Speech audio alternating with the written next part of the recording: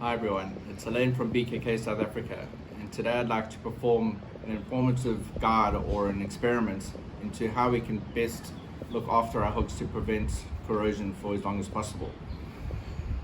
Two metals are used in the production of fishing hooks, primarily stainless steel and high carbon steel. Both metals are iron-based metals, but high carbon steel has an especially high amount of carbon in it. This makes high carbon steel harder and stronger. However, carbon steel is vulnerable to corrosion. That's because it's made of iron and it's easy for oxygen to corrupt iron. The result is iron oxide or rust, which completely breaks down the metal. Stainless steel has a secret weapon called chromium. Chromium has the ability to shrug off oxygen, which prevents it from corroding. BKK manufactures hooks from high carbon steel. Today we're going to discuss how various coatings can help protect the high carbon from corroding, as well as how different rigging techniques will affect the corrosion ability. We have a fresh bucket of salt water here,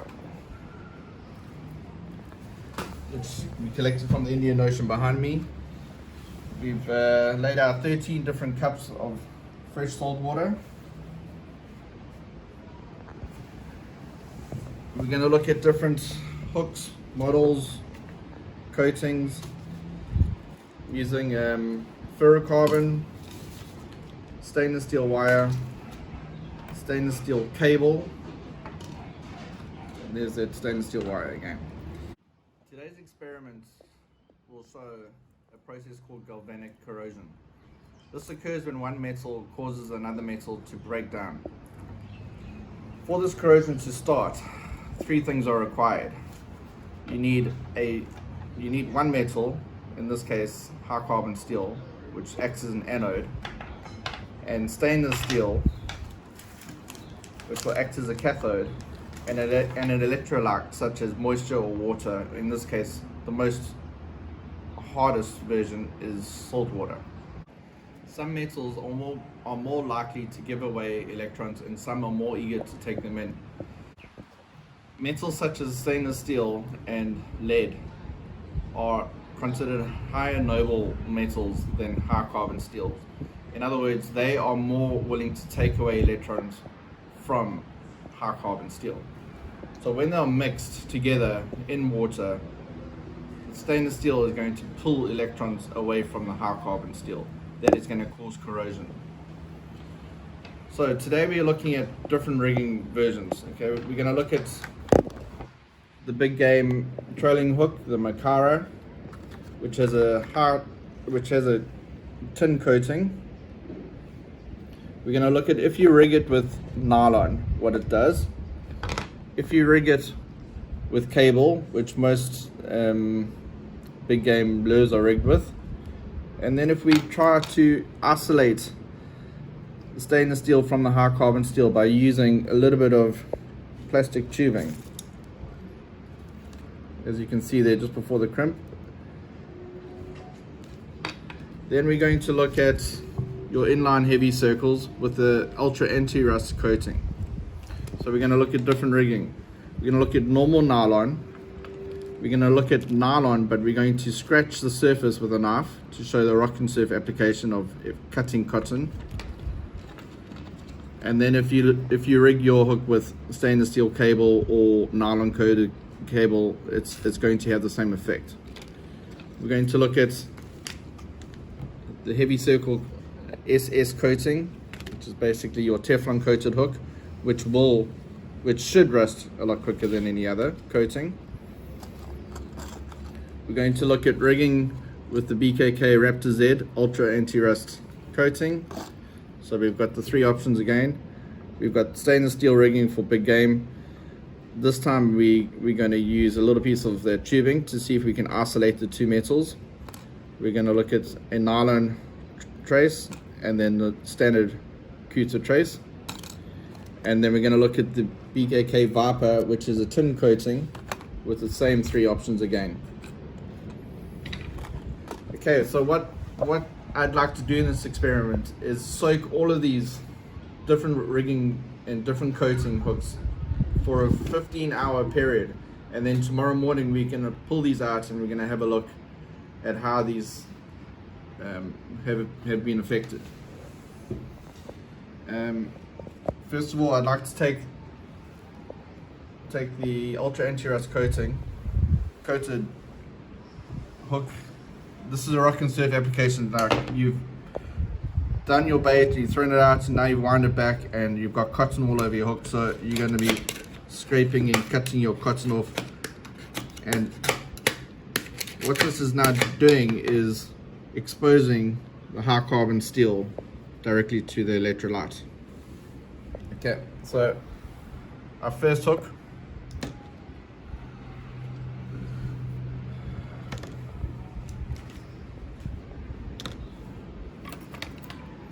we've got our Macaros,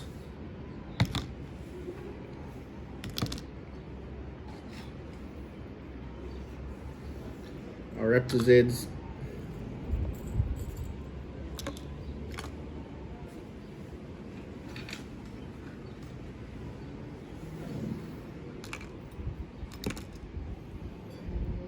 our Vipers, and lastly our SS coated inline heavy. Okay, so basically we have started a timer. We're now on 40 seconds. We're going to let this soak for 15 hours. And guys, this is an experiment you can all do in your own home. There's nothing that you can't get yourself. It's just seawater, hooks, and different rigging forms. And let's see what the results produce. Thank you. Hi everyone, we allowed the hooks to soak in salt water for just under 25 hours. Let's have a look at our results. So inline heavy circle UA with the scratch marks from the knife has had very little impact. In fact, there's no corrosion showing yet.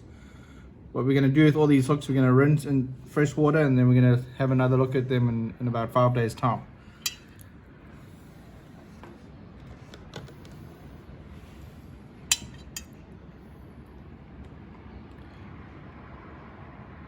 Okay, so here we have stainless steel directly onto high carbon steel, and you can see there is some corrosion starting, and it's not showing as rust yet, but it is showing a bit of galvanic corrosion, which is the stainless steel is drawing elements out of the high carbon steel. So this will begin to start degrading the high carbon.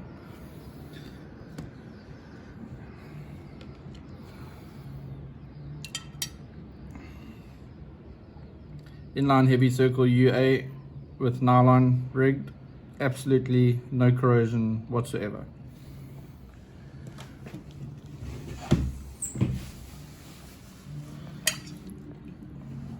Our Macaro with tin coating, nylon rigging, no corrosion whatsoever.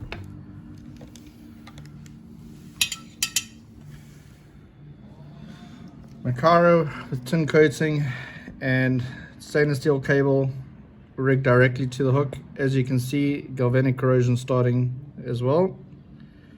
You can see it's even going up the shank as well.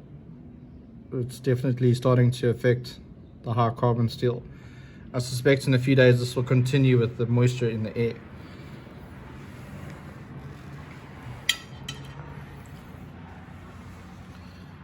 Macaro with tin coating, stainless steel cable isolated with a little bit of plastic tubing. There's still started a small little bit of galvanic corrosion there, but it is definitely better having the protection than not having the protection. I suspect the one without protection will definitely soil faster.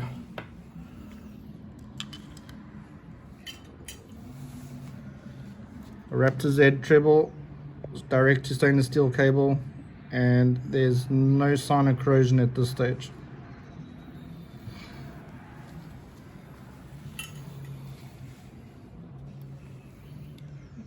Raptor Z with stainless steel cable and isolated with a little bit of plastic tubing. Pretty much the same results at this stage.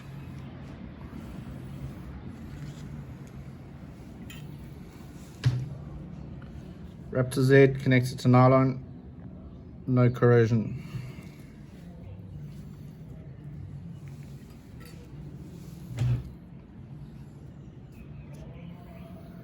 Our Viper with tin coating, tiny little bit of corrosion there on the welding. Be interesting to see how that fares in the next few days.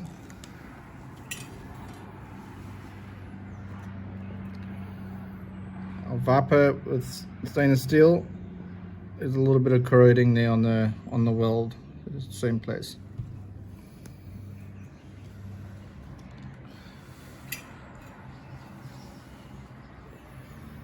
Our Viper with the isolated, same place is corroding a little bit on the weld.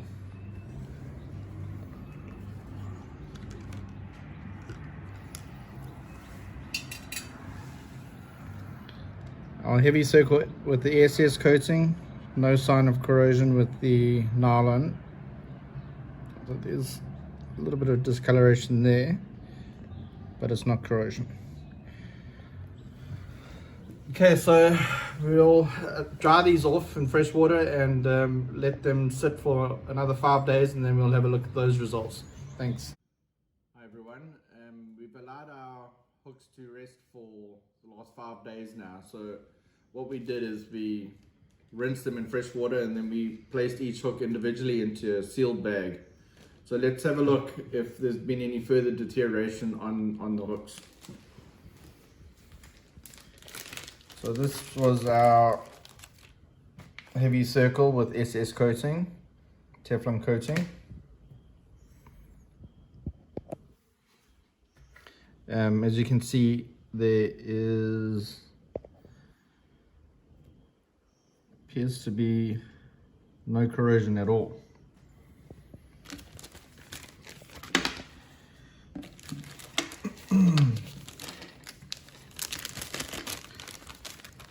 Next is our inline heavy circle with a nylon rig, with the ultra anti-rust coating.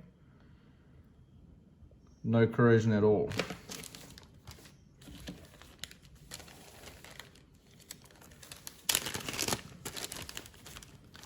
This was our inline heavy that we scratched the coating with a knife, and as you can see, there is no corrosion at all as well.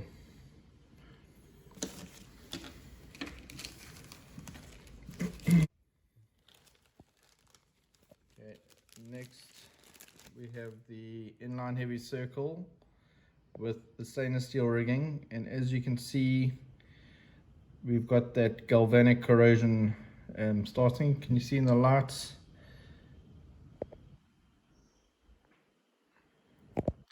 There's no sign of rust at all, but you can see that the stainless steel is drawing electrons out of the high carbon steel. So this hook will deteriorate over time, but again, you need the catalyst, you need the electrolyte, which is any form of moisture or water. So if you left this out in the open, the moisture in the air is going to continue to create that corrosion. So best to keep your hooks sealed at all times after use.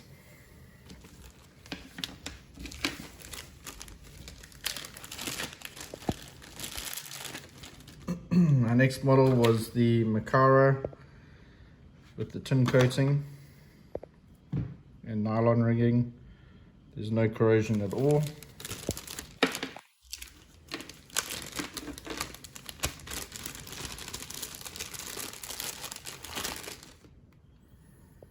The Makara with stainless steel, and we isolated with the plastic sleeving.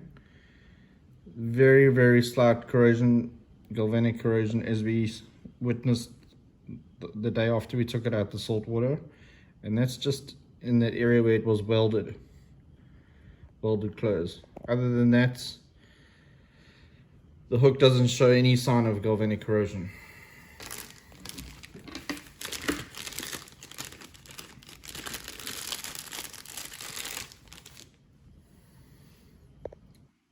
Makara with a tin coating, stainless steel directly attached. There is some slight galvanic corrosion. Nothing really on the face of the hook is all.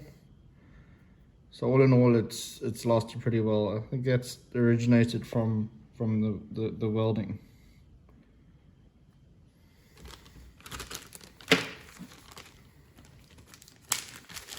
Going on to our Raptor Z's Ultra Anti-Rust Coating.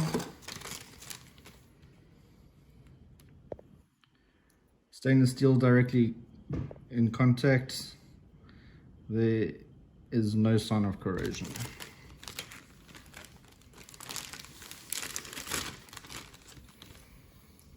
Raptor Z with wire and isolated piece of plastic, PVC plastic. There's no sign of corrosion.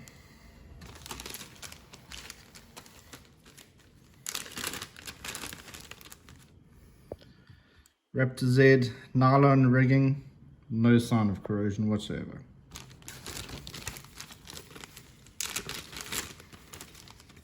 Our last model we're going to look at was the Viper with tin coating, directly connected to stainless steel wire. It hasn't got any worse than what it was initially. You can see that little bit of galvanic corrosion on the weld, but it is the only place that is showing any form of corrosion.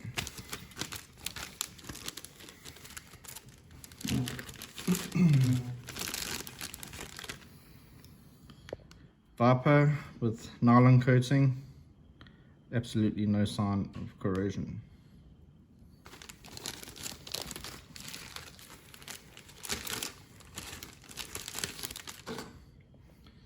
Viper with stainless steel wire with isolation of PVC. Very slight sign of galvanic corrosion in the weld, but other than that, nothing else has happened to the hook. On top of the experiments that we performed from 5 days ago, I didn't bring this up last time, but 7 days ago I put this Raptor Z in a cup of salt water or seawater, and I haven't touched it or looked at it for the last 7 days.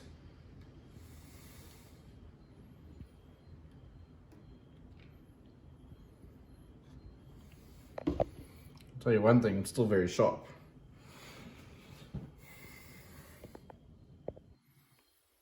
Guys, there's absolutely no form of corrosion anywhere on this hook.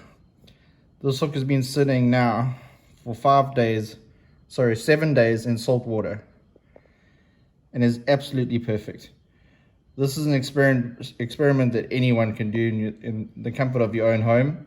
If you don't believe that BKK is a superior ultra anti-rust coating, please take a hook out of the box, put it in a cup of seawater and leave it alone and see how long it takes to corrode, because in 7 days it is showing no sign of rust whatsoever. In conclusion, what we've learned from this experiment, it appears that if you look after your hooks, they will not corrode. If you're forced to use stainless steel rigging on your hooks, isolate them if possible with PVC. A lot of cases you can't, but definitely on the marlin lures you can easily isolate it on your stiff rigs, which will definitely make the hook last longer and prevent the galvanic corrosion. Make sure you don't leave half open boxes lying in your bag next to sinkers or next to your stainless steel pliers and all things like that. Any moisture, you may have rinsed off your gear and now you've splashed a bit of water on your box and it is going to cause corrosion. What prompted me to do this experiment was there's been a lot of negative reports on social media and Facebook about various brands of hooks not standing up to the test. I saw one in particular about BKK with the ultra anti-rust sticker saying, guys, like, I used my hook once and then the next day it was completely rusted. you know, from doing this experience, I've proven that is absolutely not even possible unless you've handled your hooks incorrectly. If you've gone fishing on the beach and filled up your bait bucket with salt water, possibly come home and you leave your trace in the bottom of the bucket with a bit of salt water with your sinker, you're going to cause galvanic corrosion, and by the morning that hook will be destroyed. If you come home, rinse your tackle, cut your hook away from your sinker, store it in a packet, it will not corrode. So this is all about how you look after your hooks to make sure that they last you long, remain sharp, and stay strong. Thanks, guys.